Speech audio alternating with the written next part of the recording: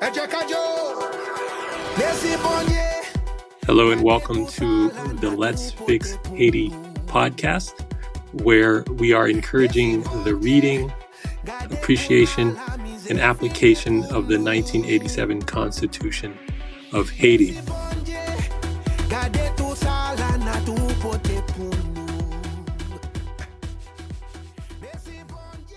My name is James Ulysse, and I will be speaking with Jacques.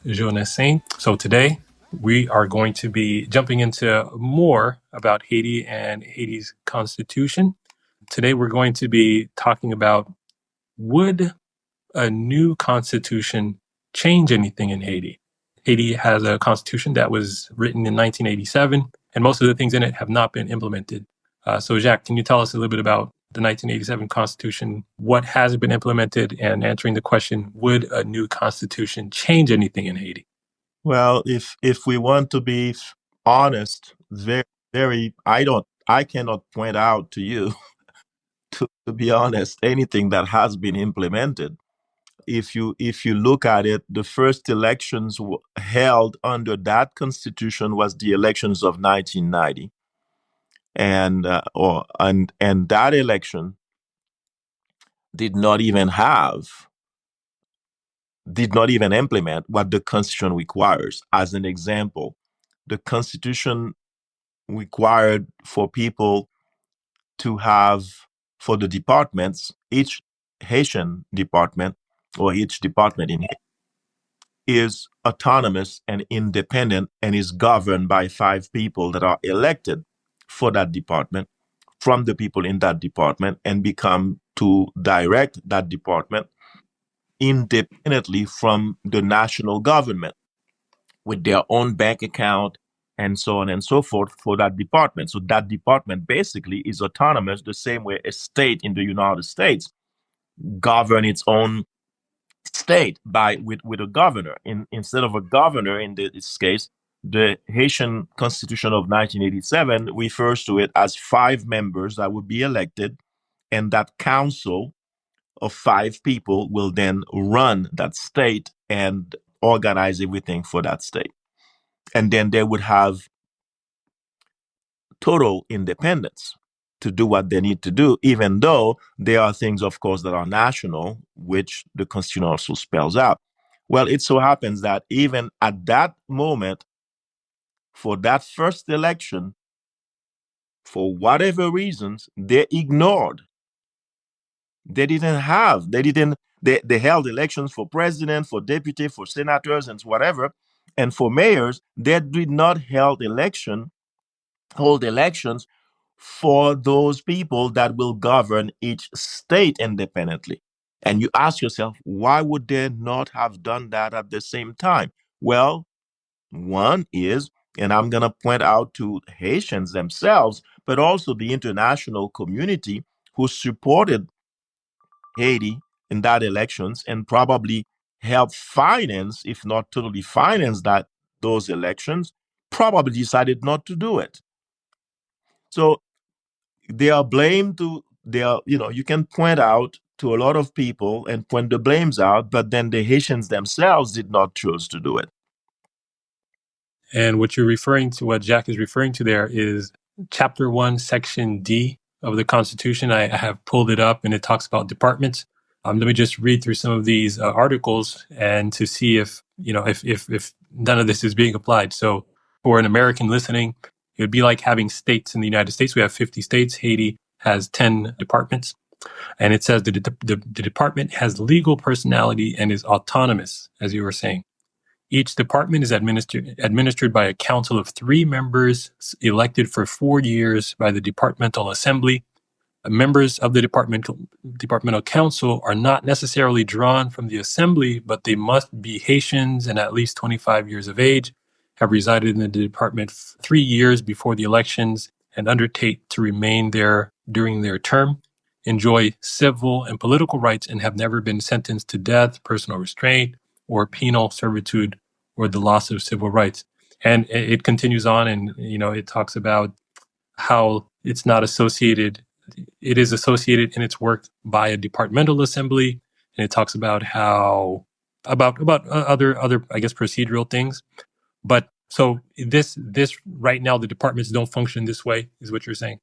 No, and I apologize. I made a mistake. It wasn't five people to be elected. It's three to govern the department. But yeah, I mean, Yes. and if you continue reading the Constitution, you will see that they have their own bank accounts. They are totally independent. And by the way, it's not just the department that have this. The section communal have the same thing. I mean, it's enormous. It's enormously useful for people to read the Haitian Constitution and ask themselves, why is it that after 30 years, no one bothered, including the international community, that is always saying, well, Haiti is a basket case, Haiti is a basket case. And they keep sending money to Haitian government, to the people in governance in Haiti, I should say, okay? But nothing ever happened, in fact, to change the fabric of Haitian society.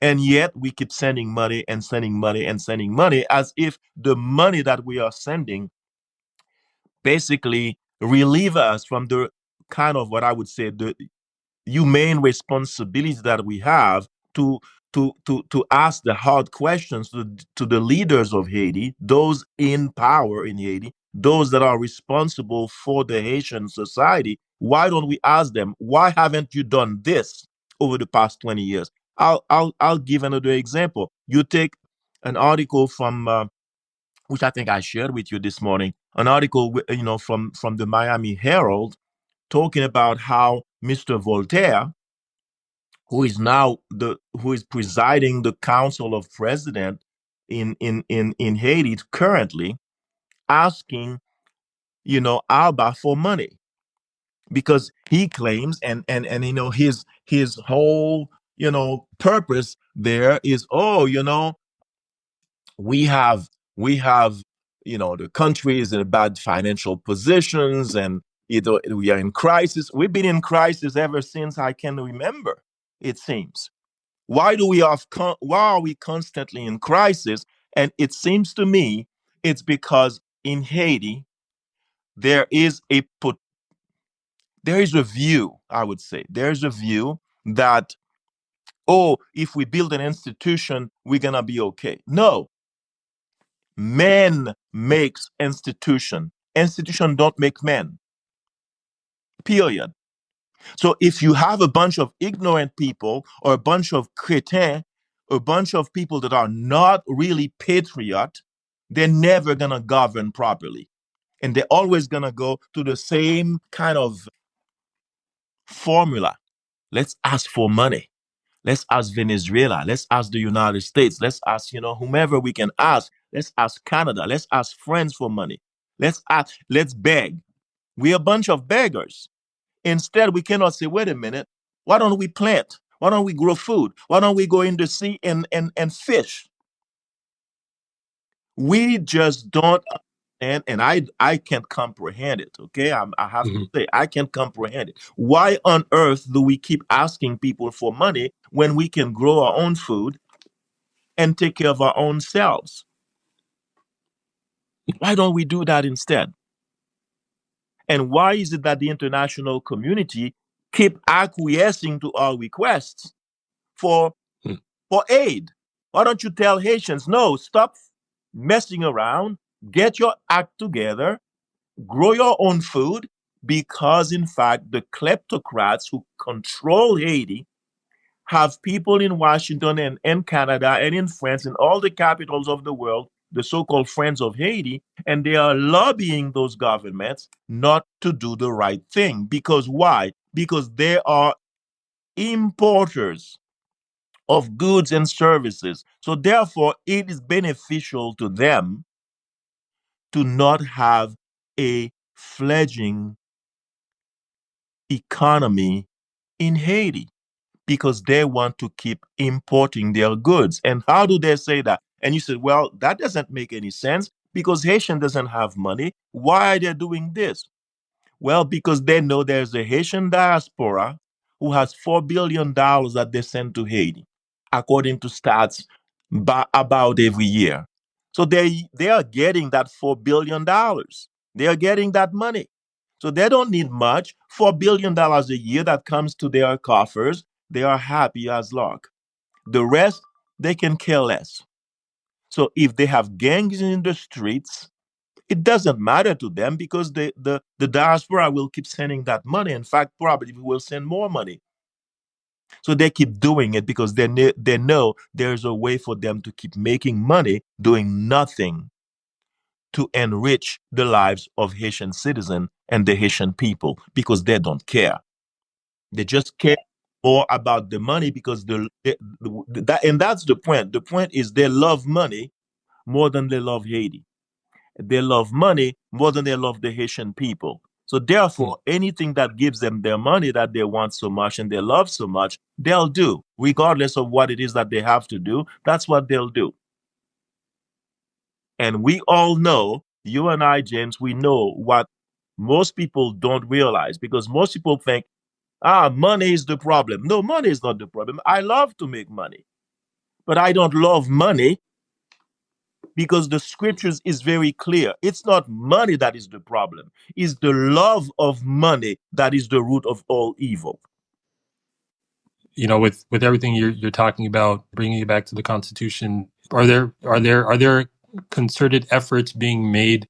Are people pushing to change the Constitution even as it is now? How many times has the Constitution been? How many constitutions has Haiti had, and what are people trying to do right now as far as the Constitution of Haiti? They want to change it. There's a decree. I think I've shared that with you as well. There's a decree that was passed by who knows whom with what authority I don't know. You know, to change the constitution. And what is sad, James? I'm laughing about it, but it's not really laughable. It's really sad because the constitution says you cannot just change it. You can go with the Senate in Haiti and the Chambre des députés, the deputies, the Congress, if you wish to call it that, and have them amend the current constitution. That will be the process. But no, that's not what we want to do. We want to change it. Well, Haiti has over 23, 24 constitution. The first Mhm. constitution was the Constitution of Toussaint Louverture in 1805. Dessalines have a constitution that he wrote in 1805 where he Mm. declared himself as an emperor. Henri Christophe has his own constitution for the northern part of Haiti. And it Mm. goes on and on and on and on. And we keep changing it as if by changing it, we're going to change something. No, it's not about constitution. It's about the rule of law that is never Right. has been applied in Haiti. Haitians do not like to obey the law. They think tout voum se do, as we say in an expression in Haiti. Jean le passé le passé. Gadon pli Mhm. im fe sam pito. Ololoy. Mm. We have a sense of, there is no rules. Right. And we know the scriptures again, because you and I, we are Christian, we go back to the law. Mm. Okay? Where there is no vision, the people perish, the proverb Mm. said. But he who obeys the law, happy is he. Mhm. We were talking about departments earlier, and one of the things also that you said that is not being implemented is the Interdepartmental Council. When we look at Chapter 1 again, but this time Section F of the Constitution of 1987, it says the executive is assisted by an interdepartmental council, the members of which are designated by the departmental assemblies on the basis of one per department. Can you talk about the interdepartmental council and how that is not being implemented today? Well, not just how it's not been implemented, but how it would have changed Haiti. Imagine this, Mhm. James. Imagine this. Obviously, and my mother used to say that, and I know other people that have said that Haiti is constituted under the Republic of Port-au-Prince. Okay, meaning that most people, they go to Port-au-Prince. That's the head of the government, of the national government, and those people in Port-au-Prince, they basically do whatever they want for the rest of the country. So in Right. 1987, understanding that, and I remember there's a USAID report that was done under Jean-Claude Duvalier. And in fact, it was one of Jean-Claude's cabinet ministers that went to the USAID and said, can we look up at what he called at the time, just changing the way we looked at Haiti and have a division of all the state and autonomy for all the provinces so that we can have that. Okay? So this decentralization process has been looked upon since Jean-Claude Duvalier was president.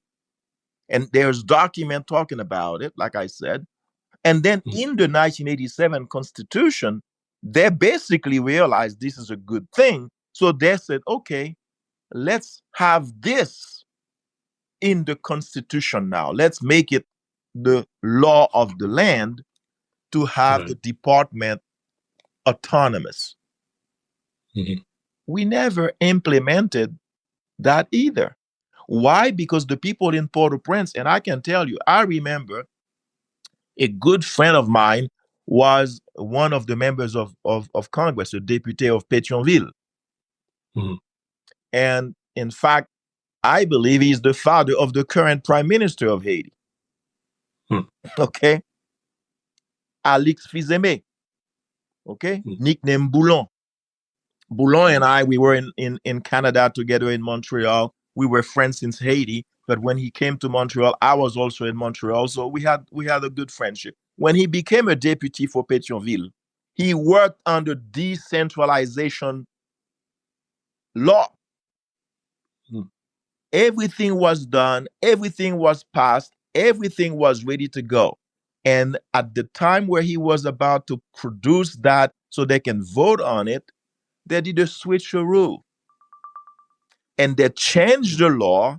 And instead of the department being responsible as the Constitution requires and stated and demands, they decided they're going to create a Minister of Intérieur et des Collectivités Territoriales. So they attached the decentralization process that is constitutionally mandated. They basically said, oh, no, we don't need that. The Ministry of Interior and Collectivité Territoriale will be in charge of paying those people and giving them the money and basically administer them and managing them. Mm-hmm. So that's the Haiti that we are living in today. And the Haitian people, because they're not paying attention, they allow those things to continue to go and go and go. Why? Because it benefits those that are living in Port-au-Prince, because they know they can control the people in Port-au-Prince. They also know they cannot control the people outside of Port-au-Prince, except for very few. So they just make sure that everything that has to be done is done in Port-au-Prince. Decentralization, I know it's something very big for you, important. It would be very good, is for sure, because for people who are outside of Haiti, it's like a lot of the economy of Haiti is really based on and depends on Port-au-Prince, and so a lot of the laws and all, it's the capital of the country. So if there's decisions being made, it really will traditionally be whatever benefits Port-au-Prince is what's going to be done, and the other departments further away don't really have a say. So this would definitely be good. Well, something else that you mentioned in the past is the idea of independent institutions. And so I thought it'd be good to go over that and to kind of elaborate on that. And what does the Constitution say about that? So it's actually in Title VI of the Constitution. It talks about at least five independent institutions. Well, So they we have have six. They have six. Six? Yeah. Okay. So I noted five. I'll touch on the sixth one. So I see here the Permanent Electoral Council, the Superior Court of Auditors and Administrative Disputes, the Conciliation Commission. It says Protection of Citizens, and the University. Well, Academy. the commission is different than the citizen the protection of the citizen. The Office of the Protection of Citizen is a different independent institution as well. Sure, sure. And then it mentions the university, the academy, and the culture. So let's start with, well, let me just read it as it is You have stated. another court too, though. You have the Supreme, what people refer to as the Supreme Court, which is not called the Supreme Court in Haiti, but it's basically the highest court of Haiti is also an independent institution, and it is from that court that, for instance, when my uncle became president, he was a member of that court, and when there is an absence in the original 1987 constitution, when the president cannot perform his duties because he is sick or because he is, something happened to him, he's out of the country, or he's detained for a while somewhere. In the case of Jean-Bertrand Aristide, who was the president in 1991 as elected president, because he was not in the country and not able to run the country, then there came to, I think Neret was one of the members of the court that became provisional head of government for a while. And then Émile Jonassin, who was a member of the court, also became provisional head for Haiti for a while. So those are things that most people don't even pay attention to because they don't read the Constitution, including the people in the United States at the State Department. If they had bothered to read the Constitution, they would not have gone with Aristide. Well, I hope they would not have gone with Aristide in this propaganda, basically suggesting that Émile Jonassin was a de facto president, because he was not a de facto president. He was not appointed by the quote unquote military junta. He was, in fact, appointed based on the Constitution of Haiti as a member of the Supreme Court of Haiti. On the last episode, I think we touched on some of the changes that people are calling for that Haiti needs to see to succeed, and it did talk about independent institutions. So let's see if we can go into some detail here. So Title VI of the Constitution is titled Independent Institutions, and then Chapter 1 is the Permanent Electoral Council. I want to get your thoughts on this. Article 191 says, the Permanent Electoral Council is responsible for organizing and controlling with complete independence all electoral procedures throughout the territory of the Republic until the results of the election are announced. I know we've had elections in the past 5 or 6 years. Yeah, but none of those, we have never ever had that institution that you're referring to doesn't exist. Unfortunately for us, we have both institutions with the acronym CEP. Okay, the CEP is basically, one of them is a permanent, one of them is a temporary. We still having we never selected and go to the process of selecting and forming that permanent electoral council. Since 1987? Since 1987. Okay. Yes, indeed. If you can imagine that. 30 years, even that we cannot do. So I guess it's fair that the people who are calling for this, it's a good thing to call for, but what you're saying is it's already here in the Constitution. You don't have to reinvent the wheel. The Constitution says we Yes. to do this. Yes. Okay. Right. Okay, fair enough. Chapter 2 says the Superior Court of Auditors and Administrative Disputes. So Article 200 says the Superior Court of Auditors and Administrative Disputes is an independent and autonomous financial and administrative court. It is responsible for administrative and jurisdictional control of government receipts and expenditures, verification of the accounts of the government enterprises, and of the territorial divisions. Talking about that. Perfect example of that, James. Mr. Voltaire became president of that council, of 7 people, seven president. Who needs 7 president to oversee a government that has no money? Because you're taking the money that the people could use for their food and for their necessities, and you're paying 7 people, not just one, 7, to do the same work, because somehow you have the government, but you also need 7 presidents. And those 7 presidents, mind you, you have to provide food for them, Right. housing for them, security for them, and all of that while the people are suffering, they cannot even send their kids to school. And those seven people are getting paid every month. They've got all this luxury, all the security that they need. For what purpose of evasion? Can someone tell me that? For what purpose? You have a prime minister. You had one that the former president, before his death, nominated. What do? You overthrow him. And since the very day I said to everybody that asked me, don't do it. Because if you do it, you're going to be in a mess. Because he's the one chance that you have to fix this, if you want to fix it, because he was appointed legally by the elected president, the last elected president we had, Jovenel Moise, who unfortunately was assassinated.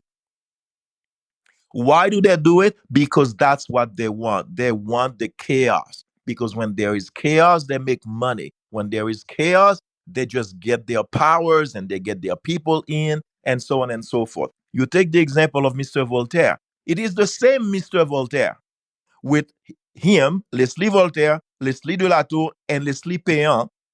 Okay, three of them, former members of, they worked for the international banking community. They convinced Jean Bertrand Aristide, when he was returning to Haiti in 1994, to make a deal with the international community to sell all of the own state-owned businesses. The Teleco was sold because he was forced to sell Teleco. Who is the billionaire now in Haiti? One of the guys that participated in acquiring the Teleco, Gilbert Bidjot. Gilbert Bidjot is a billionaire now in Haiti, according to most people, because he invested in the company where they privatized Teleco. What else we have? We had the Ciment d'Haïti. So the Haitian government could produce his own cement, good cement, the best in the world, according to some expert from Belgium that I know, that tested the cement and said, no, this is the best we've seen in the world. What do? They sell ciment d'Haïti. Now we are buying cement that we were producing in Haiti. We are buying it from Colombia. And who is buying cement from Colombia and importing it into Haiti? Mr. Bidjot and the Accra family. The same kleptocrats who keeps getting and getting the people's money into their pockets because they say so. What else do we sell? We had 5 sugar plantation in Haiti to produce sugar from sugar cane. We sold those. And today we have no sugar, so they can import their sugar to us. And I'm going to stop there because it's outrageous and it just ticks me off because Yeah. we have people that are so bad. They love money so much that they rather see millions of people suffering, but they don't care. And as Michael Jackson said, they don't really care about us. And so with the existence of the Superior Court of Auditors and administrative disputes, there'd be oversight on this verification of the accounts and Yes, the receipts, because expenditures. that court is a court of forensic, not just accountants. It's a court where you would have forensic accountants, people that are specialized in finding where the money is, where the money is going, and who's got it. And it's not just for those kleptocrats, you would also do it for every member of the government because the Constitution demands if you're going to go for senator, for deputy, for president, or whatever, you have to show what your balance sheet is at the beginning. And when you leave, you show what your balance sheet is when you leave. And then that court gives you a document that says, okay, we don't see any discrepancy. Okay. between when you started and when you end. Okay, so that they see everything is normal. But even that court, they don't want it to function because they know if that court will be very, very highly functional, it will start discovering what money they are stealing, including those that, the president. Imagine this, James. In the time Michel Martelly was president, as I understand it, he took the liberty to give his son, who happens to be a US citizen, a portfolio of $30+ million for his son to build stadium around Haiti. I have gone and visit one of the stadium. It's not a stadium, it's a piece of land. Nothing is built on it. Where did the $35 million go? And you know what? We just keep asking people for money, and whatever money that we have, we give it to our friends and family. Like if it is, our own money. And I'm not, again, I love money. I want to give money to my family like anybody else. But you got to do some other things. You got to realize that there are things you can do to help the people of Haiti to grow, to send their kids to school, to build their houses and feel that they have shelter. Because if they don't send their kids to school and to good school and do what the Constitution again said about education, train them in good places, you will have the next generation will know nothing, and we will be in the same position. You will have not a workforce that is trained and capable of performing in the 21st century. And that's what you have. You have a bunch of kids, they go to school, but they don't really have any skills that will allow them to work. They just know how to speak French or Creole or English. And so what? You need technical schools. You need precise schools in terms of agriculture, in terms of environment, in things that matters in your life. You need people that know how to. When I was growing up in Haiti, you could go to a tailor, and he will just, make a suit for you, make a shirt for you, whatever. You would go to a cordonnier, okay, who would make a shoe for you. You had Bosch Maçon that will come and build something for you if you need something built. You have, of course, you have the architects and the engineers, but you had other people that are skills people in the workforce. Today, I'm told we don't have anything. N'a pas acheté Pepe. Who the heck gives a crap about Pepe? Why do we need to send Pepe to our country when we need to build our own thing? And we have people in Haiti making clothes that are shipped overseas, including the United States and everywhere else, and they're made in Haiti.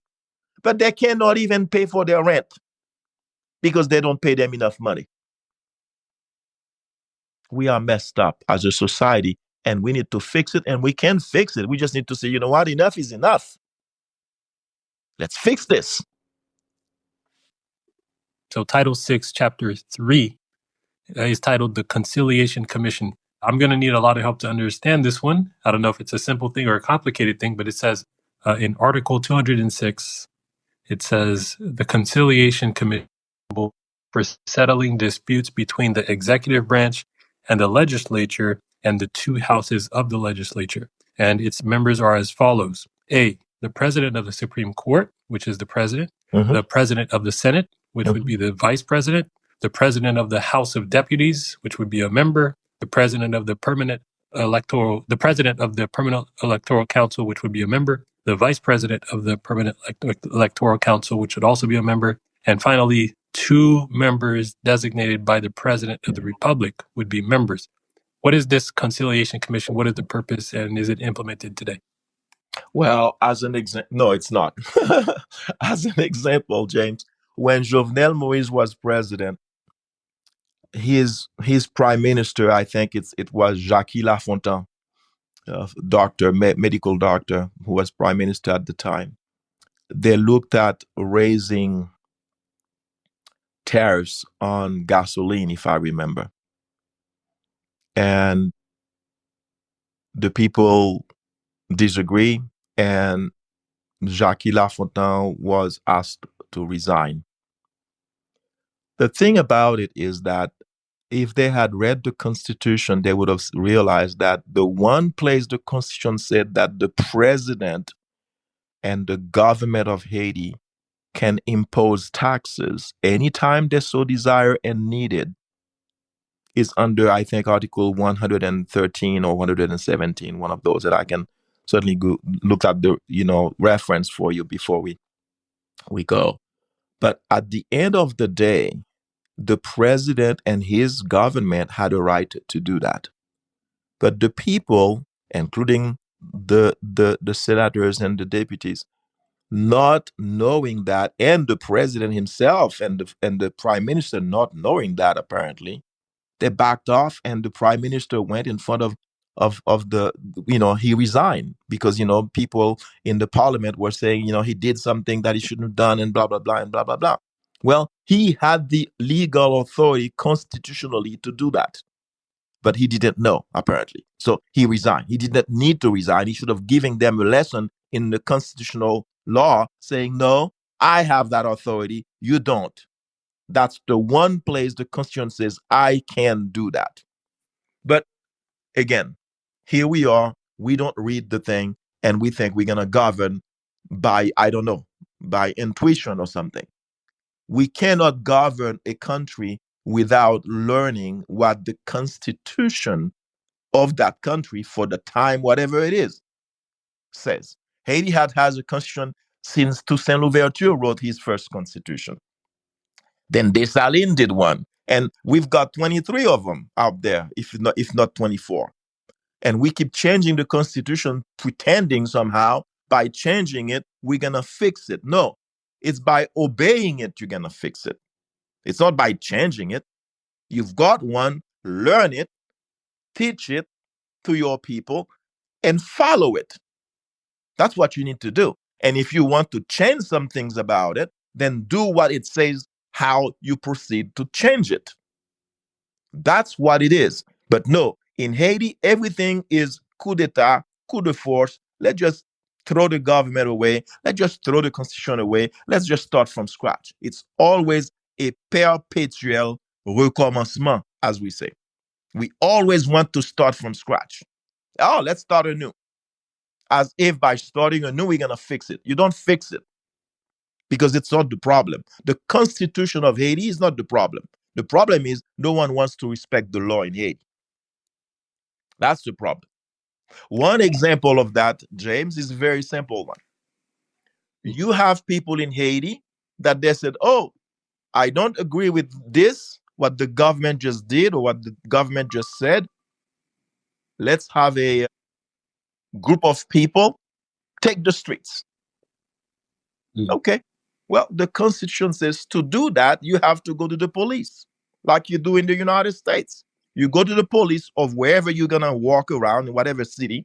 You go to the police of that city and you said, hey, Mr. Commander in Chief or Mr. Police Officer, Mr. whatever, or Madam whatever, who is in charge of the police of that city, I'm going to do a march in your city. X day, X time, and so on and so forth. And the police have to give you an authorization to do it and tell you where to go. Because the police have to protect the rest of the citizen and their bien, meaning what they own, their houses, their cars, their lives have to be protected still by the police because the police is in charge of security of both humans and material goods. So the police must grant you the right to march. But nobody in Haiti does it. They just go and march. Tout vous c'est do. Yeah. Much can be said about the police in Haiti. And just, it's hard. I think it's hard for people to respect certain laws if they see that members of the government don't respect laws. But yes, you're right. You should respect them either way. Someone has to start. Someone has to start, James. Someone has to start, Exactly. right? I mean, you may not like the police. You may think the police is corrupt. You may think the police is incapable or incompetent. It doesn't matter. But at least, do follow the law. If the police does something that is contrary to what the law says they should do, again, follow the law. Go to the Office of the Protection of Citizens and file a complaint there. Okay? Because you've got that opportunity. Because there is, in fact, an independent institution that protects citizens of Haiti in the Constitution. Well, yeah, we'll get to that. We're about to get to that for sure. So we're going to get to that. But before we finish with the Conciliation Commission, so is there a parallel in the United States government, for example, because the Conciliation Commission of Haiti settles disputes between the executive branch and the legislature? Is there a similar idea in the United States government, or would it just be the judicial branch, or Yeah, I think the Supreme Court? in general, when there is a dispute in the United States between, let's say, the governor or the president of the country, or a governor of a state, usually what happens, you have intermediaries. You've got, and because there's a higher degree, James, I believe, in the United States of civility. Right. You would see that you've got lobbyists. Those are intermediaries. The lobbyists are paid by, let's say that I want to do something and I know that I'm gonna need the help of the parliament here in Utah. Well, then I could either do it myself, go to to see them one by one, and try to see if I can sit down with them. I would start with the person that represent my district where I live. I would call him up, go to his office if I don't know him, and try to set up an appointment. And then I would ask him, hey, this is what I'm trying to do. Would you be willing to help me and support this cause? If he says yes, he or she, then he would become, my representative, which is what we pay them to do. The same thing is true in Haiti. If you had anyone understanding that, the problem in Haiti is, again, the kleptocrats funds those political parties and political candidates. So if you were to go to one of those elected officials, like a deputy or a senator, and you're doing something and you ask them to help you do something, chances are they're going to call their bosses, the kleptocrats. One of them, anyway, one of the kleptocrats, or two of them, or whomever, how many they need to call to get approval to do whatever it is that you want done, because that's the way it is. They control the Senate or the senators. They control the deputies, because politicians don't realize that sometimes, but it costs money to run for elected office, and sometimes lots of money. Looked at what happens to the vice president of the United States just in the last elections. She spent billions of dollars, and now she owes hundreds of millions of dollars in debt. Her campaign does, because she did not win. It costs money to run an election, a lot of it. Now, as you just mentioned, the Constitution of 1987 provides protection for citizens. So Title VI, Chapter 4, in Article 207, it says, an office known as the Office of Citizen Protection is established to protect all individuals against any form of abuse by the government. Let me continue. It has three more articles there. Article 207-1 says the office is directed by a citizen bearing the title of Protector of Citizens.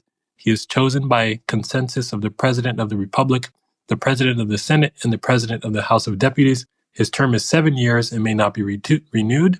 Article 207-2 says his intervention on behalf of any complaint is without charge, whatever the court having jurisdiction might be. And finally, Article 207-3 says, a law sets the conditions and regulations for the operation of the Office of Citizen Protection. So can you talk to us about this office?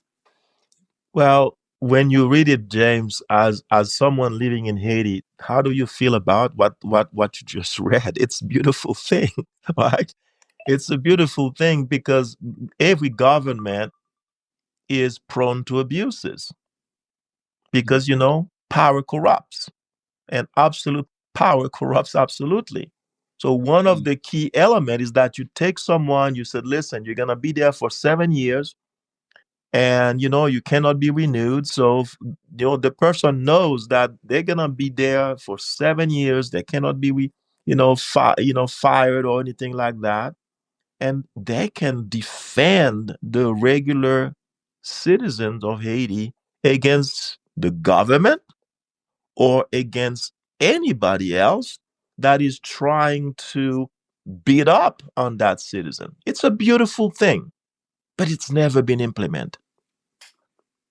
At least not to the letter of that and spirit of that what you read. It is there, it's been there, but they are doing other things like, hey, if there's a tempest, or if there's some inundation and things like that, but they don't realize it's not about just that. It's about what happened when those guys with the kleptocrats, they've got the best lawyers in the country.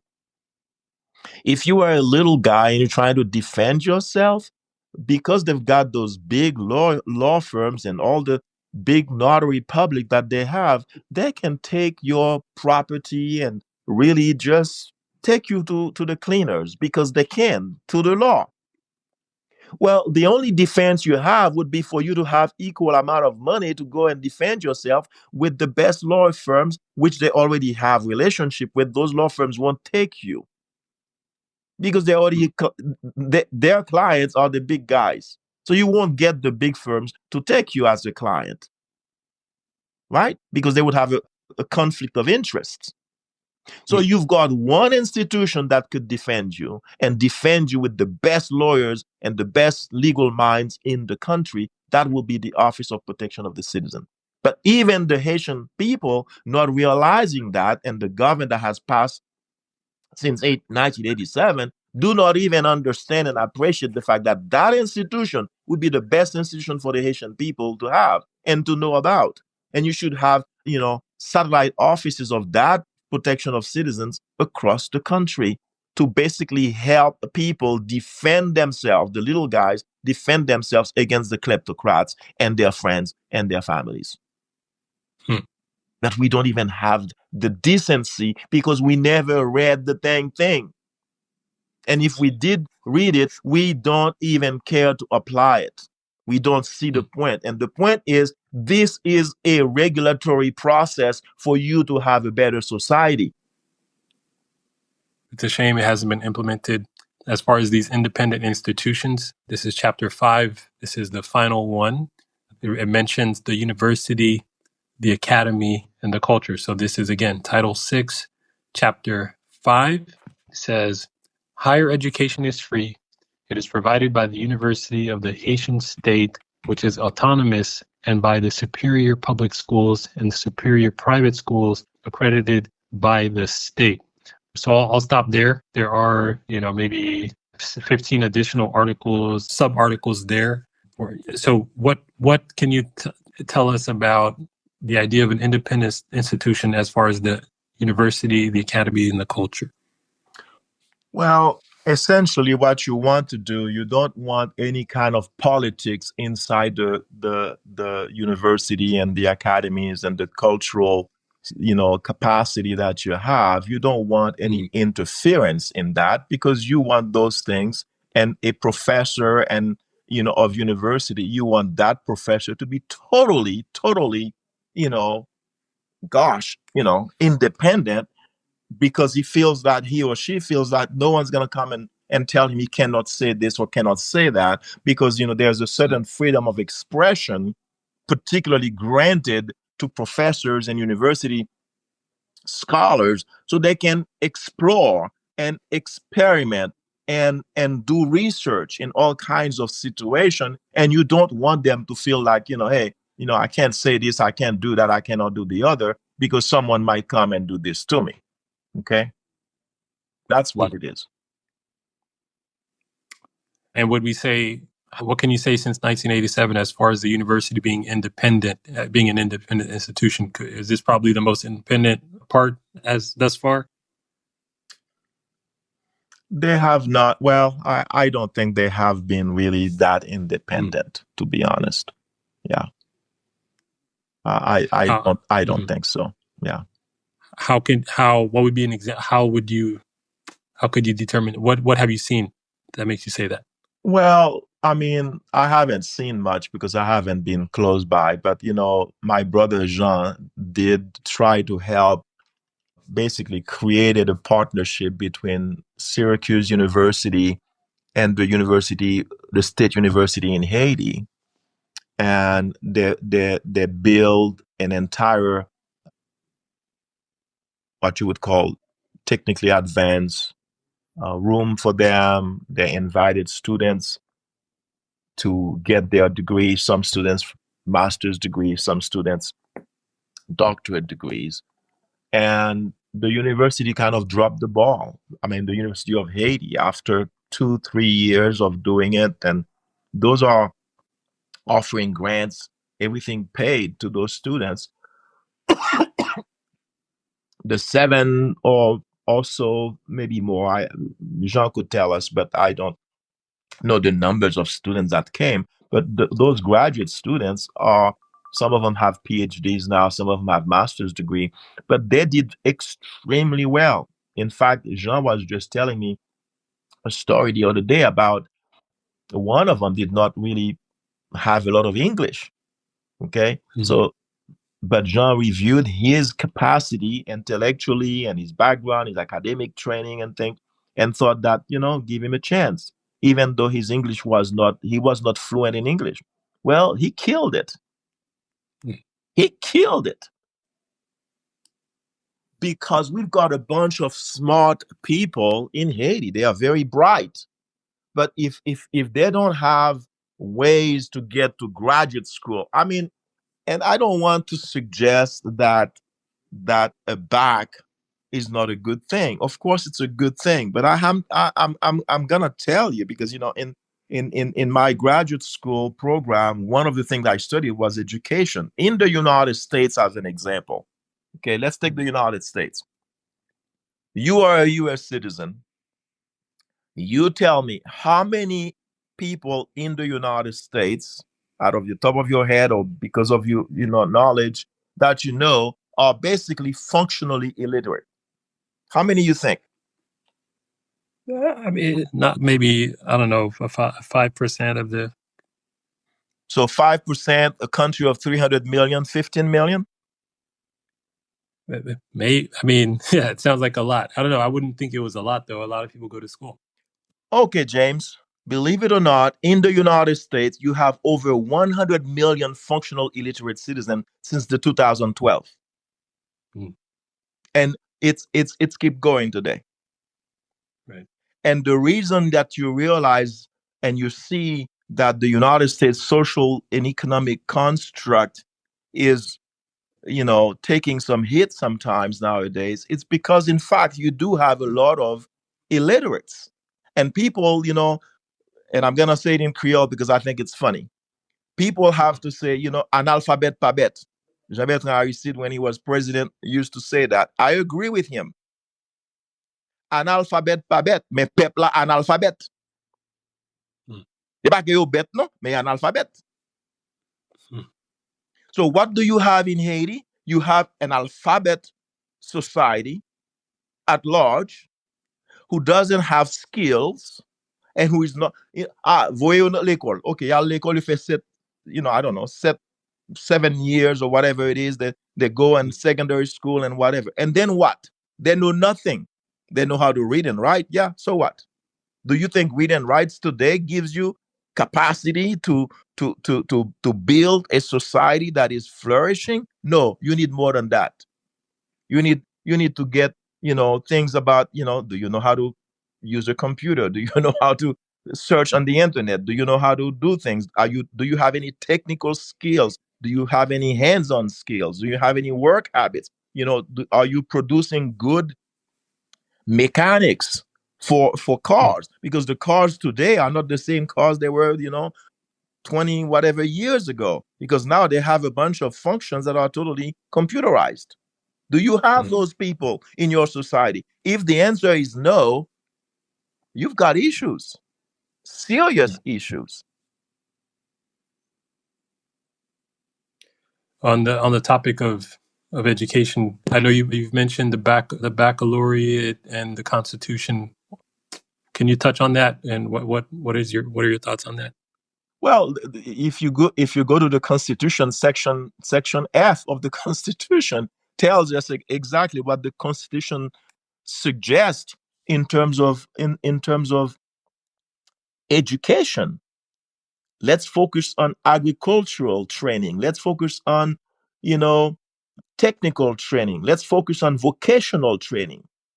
Let's focus on things that are really going to benefit our society instead of this classical education nonsense that doesn't give anybody anything.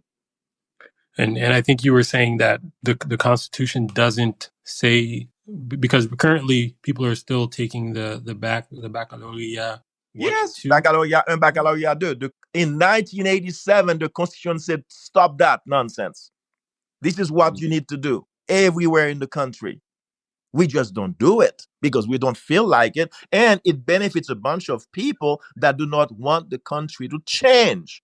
Who doesn't want the country to change? The kleptocrats do not want the country to change, because if you've got those technical people in the society, they're gonna lose their power. They're gonna lose their capacity to make money by just saying, "Oh, don't produce anything. We'll just bring rice, for crying out loud. Let's just import rice. We had tons of rice in the Artibonite region, but no, let's just destroy that and let's import the rice. Let's import chicken and eggs, because that's what we do. We don't have to do anything. We just buy it, put it in a supermarket, and the Haitian people will come and buy it, even though it's costing more and the chicken tastes like crap, because it's not local. It's frozen chicken that they're shipping away from out of the country to you. And their chicken, they're not sending you their good chicken anyway. Plus, their chicken is crap anyway, because it grows in a tight little space. It is not grown naturally. It's grown in a factory manner. We just don't get it. And you can tell I'm enraged by it, because I'm so sick of those people, those kleptocrats, just beating us up and beating us up and beating us up. And then the next thing you know, they go and ask, "Oh, why don't you give Haiti some money because we are so poor?" You are the cause of our poverty, you bonehead. You're the one causing it because you're benefiting from it. Again, this is, we could go all day to talk about this, but I feel like this was important. I think this was a good conversation to really expose and shed light on this. Like you said, there are people who are coming together to try to, again, bring another constitution, bring another revision. And the question is, what would that do? Would a new constitution change anything in Haiti? And from everything that you've said today, the Constitution provides for a lot of what they probably would want to do, but it's already in the Constitution. It simply has not been implemented yet. So we covered departments should be autonomous. There should be an interdepartmental council. We talked about the independent institutions, the permanent electoral council, and so forth. And these things are there. They've been written. People took time to sit down, come together in 1980, to put this together in 1987. And since then, a lot of the Constitution hasn't been put into action, and we see what has been of Haiti for the past 30 years. So hopefully, it will one day be implemented.